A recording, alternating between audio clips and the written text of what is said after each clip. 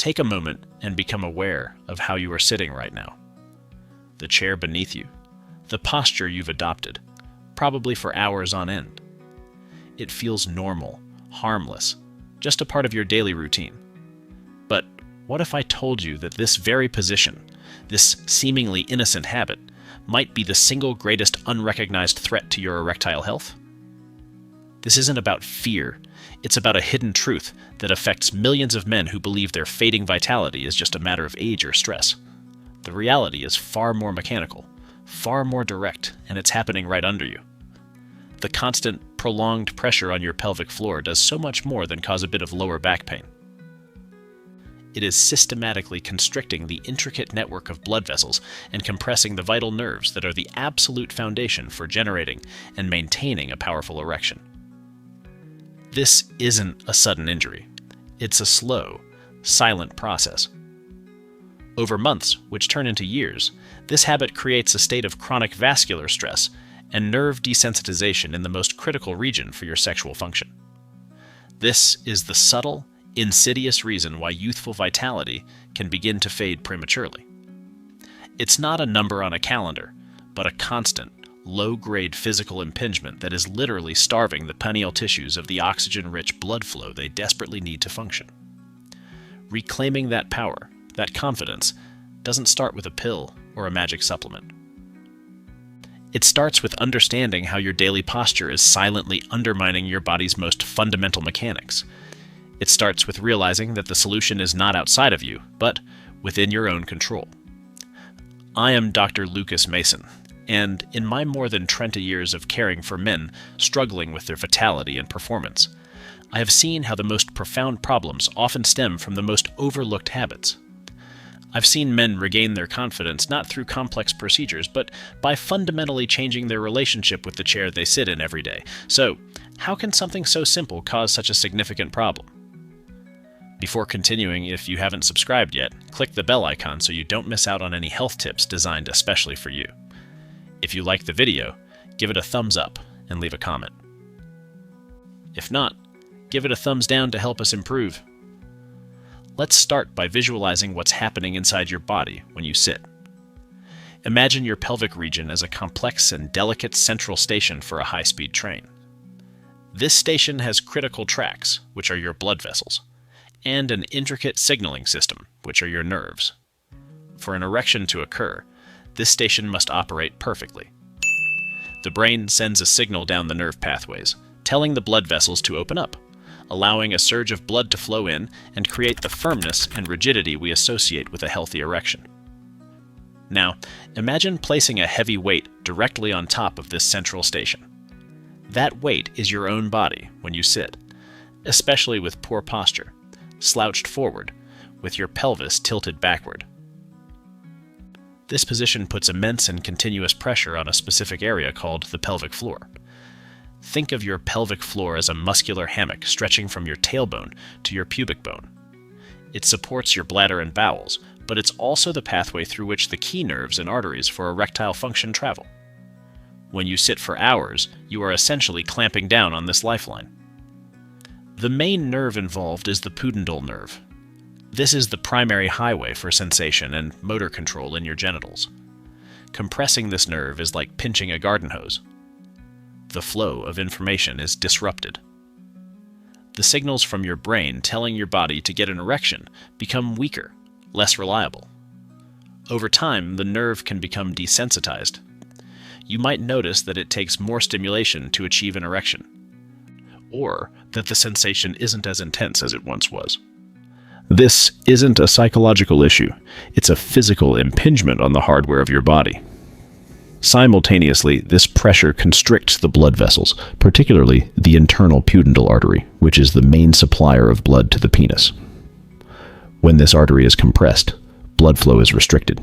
Even if the nerve signal gets through, the physical response is hampered because the necessary volume of blood can't reach its destination quickly or efficiently.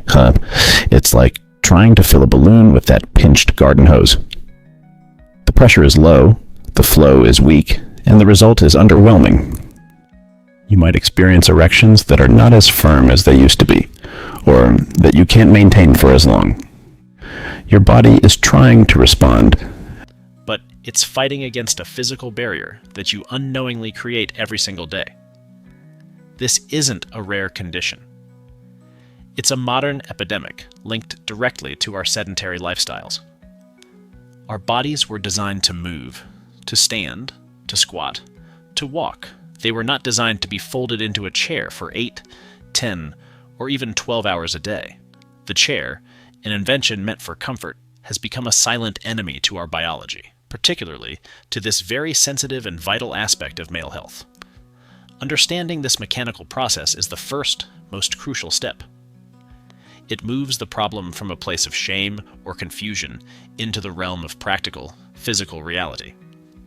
It's not that you're getting old or that you've lost your mojo. It's that you are physically obstructing the very systems your body needs to perform. The problem isn't you. It's the pressure.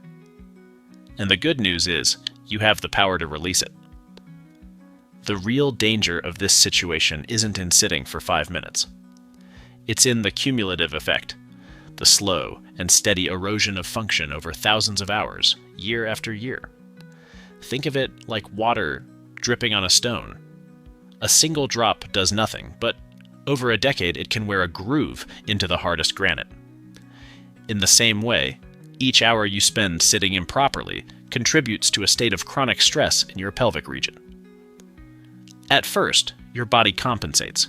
You stand up, and blood flow returns, the nerves decompress, and things seem to work fine. You might not notice any issues in your 20s, or even early 30s. Your body is resilient. It bounces back. But the damage is quietly accumulating beneath the surface. The constant compression and decompression of these delicate blood vessels can, over time, lead to a loss of their elasticity. They become less responsive to the signals telling them to open up. This is a form of vascular stress. The intricate network of smaller vessels that feeds the penile tissue starts to function less efficiently. The tissue itself, deprived of a consistent, rich supply of oxygenated blood, can begin to change, losing some of its healthy, spongy quality. This is a gradual process of deconditioning. Simultaneously, the nerves are undergoing a similar slow degradation. Chronic compression can lead to what we call neuropraxia, a mild form of nerve damage where the signal is blocked without physical damage to the nerve itself. But with repeated daily compression, this can progress. The nerve's protective sheath can be affected, leading to a permanent state of reduced sensitivity. It's a numbing effect that creeps in so slowly you might not even notice it until you look back and realize things just aren't the same. Have you ever sat in an awkward position and had your foot fall asleep? That tingling sensation is your nerve complaining about being compressed and deprived of blood flow. Now, imagine a much milder version of that happening to the crucial nerves in your pelvis, not for 30 minutes, but for thousands of hours over the course of your career. It doesn't create a dramatic pins and needles sensation, but it creates a slow, creeping numbness, a desensitization that disconnects you from your own body's signals. This is why a man in his 40s, who is otherwise healthy, might start experiencing issues he associates with someone much older. He goes to the doctor, gets his testosterone checked, and everything comes back normal. He's told it's probably stress or psychological, but no one asks him, how many hours a day do you sit? And how have you been sitting for the last 20 years? This is the hidden factor. It's the unifying theory that connects the dots for so many men who are left confused and frustrated. The body is an incredible machine, but it operates on the principle of use it or lose it. By chronically compressing and deactivating this vital region, we are telling our body that this function is not a priority. The pathways weaken, the tissues adapt to the low flow state, and the system begins to downregulate itself. Reversing this isn't about a one-time fix. It's about undoing years of silent damage. It's about reawakening those nerves, restoring elasticity to those blood vessels, and retraining your body to support, rather than sabotage, its own natural mechanics. The journey back begins with understanding the depth of the problem you're truly facing. I remember a patient. Let's call him Mark. He came to my office when he was 48. He was a successful architect, sharp, fit. He went to the gym 3 times a week. But he was deeply distressed. His marriage was under strain because, as he put it, he felt like a shadow of his former self in the bedroom. "Dr. Mason," he said, his voice filled with a mix of frustration and embarrassment. "I just don't get it. I eat well, I exercise. My doctor says my hormones are fine. My heart is healthy, but my erections, they're just not reliable anymore. Sometimes they're there, sometimes they're not. They're never as strong as they used to be. My wife is understanding, but I can see it's affecting her, and it's killing my confidence. Am I just getting old?" I listened to his story, and then I asked him a question that no other doctor had. I asked him to describe a typical workday. Mark's face lit up a bit, proud of his work ethic. "I'm at my desk by 7 a.m., he said. "I get really focused on my designs. I'll often work right through lunch, maybe grabbing a sandwich at my desk. Before I know it, it's 6 or 7 p.m. I'm in my chair for a good 10 hours, sometimes more when I'm on a deadline." I then asked him about his commute. He lived in the suburbs, so that was another hour and a half in the car, sitting, each day. "And in the evening?" "We'll have dinner," he said, "and then we'll relax. Maybe watch a movie on the couch for a couple of hours." I did the math in my head. Mark was spending close to 14 hours a day, sitting down. He had been doing this for over 25 years. I started to explain to him the concept of pelvic floor compression, using the analogy of the garden hose. I drew him a simple diagram showing how his posture in his expensive office chair, leaning forward, his pelvis tilted back, was putting a direct clamp on the nerves and arteries essential for his erections. A look of complete astonishment spread across his face. It was as if a light bulb had gone on in a dark room. "You're telling me," he said slowly, "that my job, my chair, could be causing this? Not my age?" He was skeptical at first, but the logic was undeniable. The timeline of his career, with its increasing hours and pressures, mirrored the gradual decline he had experienced. We didn't start with prescriptions. We started with a plan of action centered around decompressing his body. We called it the Decompression protocol. It wasn't complicated, but it required discipline. I told him he needed to become the man who couldn't sit still. The first step was setting a timer on his watch to vibrate every 20 minutes. Every time it went off, he had to stand up. No exceptions. He would stand for his phone calls. He would take a 2-minute walk around the office. He would do simple stretches right there at his desk. The second step was to change how he sat. We worked on active sitting, with his feet flat on the floor, his spine tall, and his pelvis in a neutral position, almost as if he were about to stand up. We got him an ergonomic seat cushion that tilted his pelvis forward, taking pressure off the critical area. The third step was a series of simple exercises to do at home. Not heavy weightlifting, but targeted movements to wake up the pelvic floor. Stretches like the deep squat to open up the hips and pelvic floor contractions, or Kegels to re-establish the nerve connection and blood flow to the area. He called me about 6 weeks later. His voice was completely different. It wasn't ecstatic, it was calm and confident. "Doc," he said, "it's working. It's not an overnight miracle, but for the first time in years, I feel a difference. Morning erections are back, which I haven't had consistently for years. And last night with my wife. It was like the old days. I feel reconnected." Mark's story isn't unique.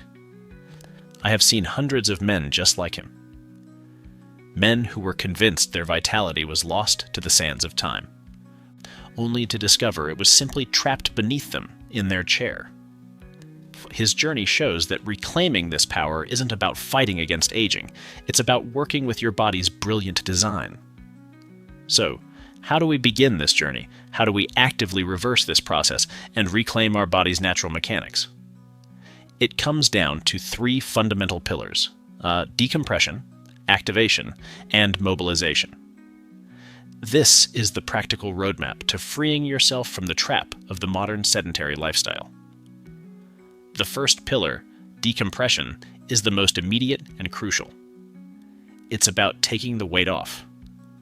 As I advised Mark, you must break the cycle of continuous sitting. The simplest rule is the train-a-trainer rule. For every train-a minutes you sit, you must stand or move for at least train-a seconds. This isn't a suggestion.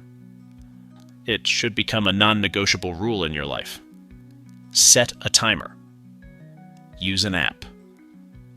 Put a sticky note on your computer screen. Whatever it takes, when you stand, you are immediately restoring blood flow and taking pressure off those vital nerves and arteries. But just standing isn't enough. You need to actively decompress. A simple and incredibly effective technique is to just hang.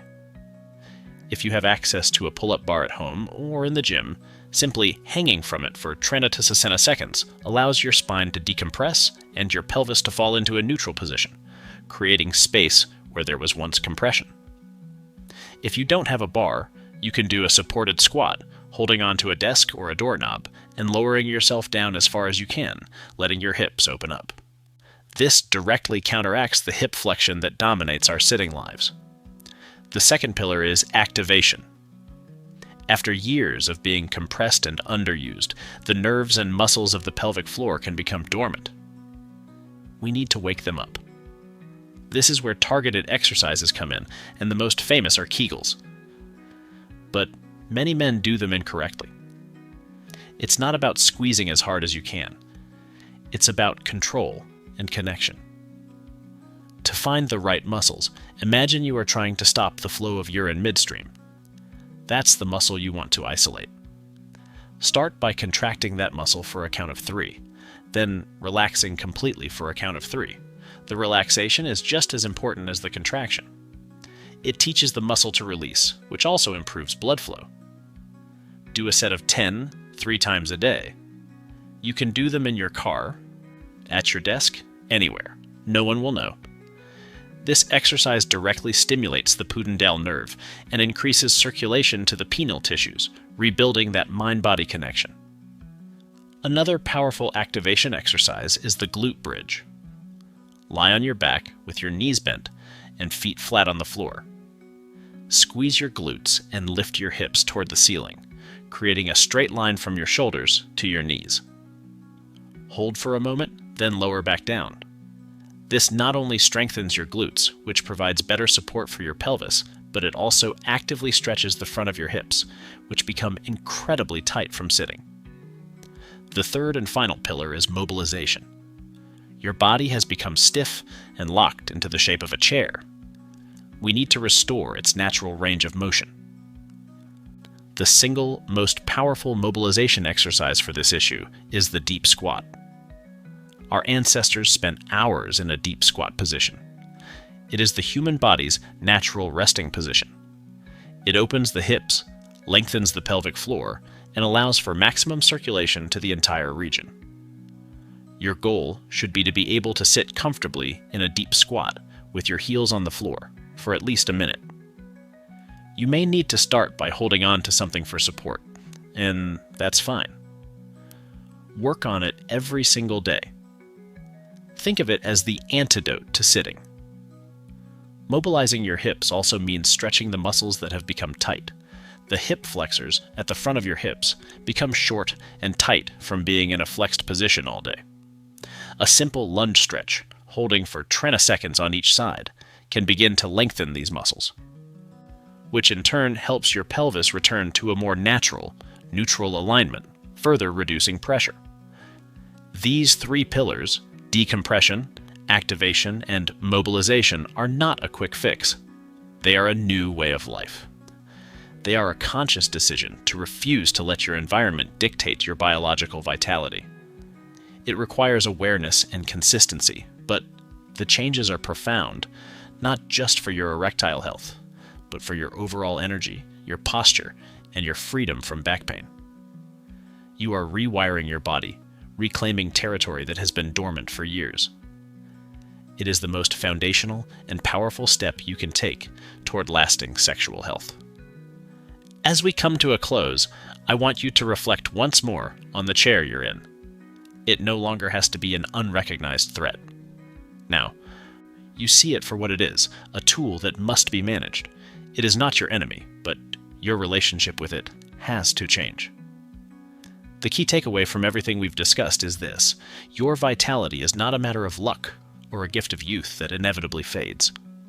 It is a direct result of how you treat your body on a daily basis. The power to restore and maintain your erectile health is, quite literally, in how you hold yourself, how you move, and how you choose to live in your body. The solution is not in a bottle, but in your posture. It's not in a procedure, but in your daily practice. So, my final advice to you is to start small, but start now. Don't try to change everything overnight. Pick one thing. Set that train-a-minute timer. That is your first victory. Tomorrow, add in a set of glute bridges before you go to bed. The next day, try to hold a deep squat for just 10 seconds. Small, consistent actions are what build unstoppable momentum. You are reclaiming the fundamental mechanics of your body from a world that encourages you to be still. You are sending a powerful signal to every cell in your body that you are choosing strength, choosing flow, choosing life. This journey is about more than just erections. It's about reclaiming your confidence, your sense of control, and the vibrant energy that is your birthright as a man. It's about ensuring that you can show up fully, not just for your partner, but for yourself, for years and decades to come. Thank you for taking this time for yourself today. If what we've talked about resonates with you, share it with a friend or a family member who might need to hear this message, and please, leave a comment below.